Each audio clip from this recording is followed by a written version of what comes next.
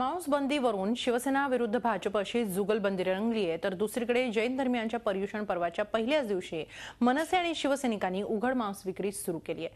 मांस बंदीवरून कसं राजकारण शिजतंय पाहूयात हा खास रिपोर्ट। निमित्त होतं मुंबई महापालिकेच्या जोगेश्वरी उड्डाण पुलाच्या उद्घाटनाचं। मात्र याच कार्यक्रमात चक्क मटणाला उकळी फुटली। मांस विक्रीवरून एकट्या पडत चाललेल्या भाजपनं मांस बंदीच्या वादावर पडदा टाकण्याचं आवाहन केलं, तर उद्धव ठाकरेंनी भाजपवरच निशाणा साधला।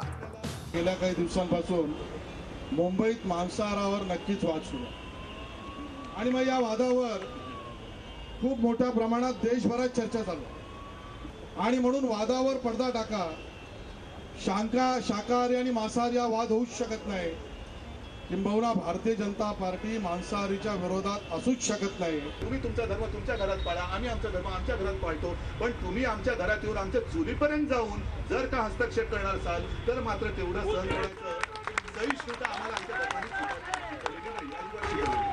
आणि वादावरती पडदा पाडायचा तर हा पडदा मी या क्षणाला टाकायला तयार आहे, पण आता या क्षणापासून हा वाद सगळीकडनं हा थांबवला गेला पाहिजे। जसं आहे तसं सगळ्यांनी सगळ्यांच्या आनंदाने सगळ्यांची धर्म पाळा। जिथून या वादाला तोंड फुटलं त्या भाजपची सत्ता असलेल्या मीरा भाईंदर महापालिकेनं आता मांस बंदी 8 वरून 2 दिवसांवर आणली आहे। आता तोच शहाणपणा मुंबई महापालिकेनं दाखवावा अशा शब्दात आशिष शेलारांनीही शिवसेनेला चिमटा काढला।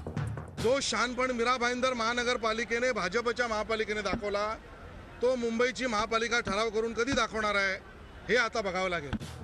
एकीकडे मित्रपक्षांमध्ये अशी जुगलबंदी सुरू असताना दादरमध्ये वेगळीच धुमसचक्री रंगली। पर्युषण काळात उघड्यावर मांस विक्री करण्यासाठी मनसेचे कार्यकर्ते आगर बाजारात पोहोचले।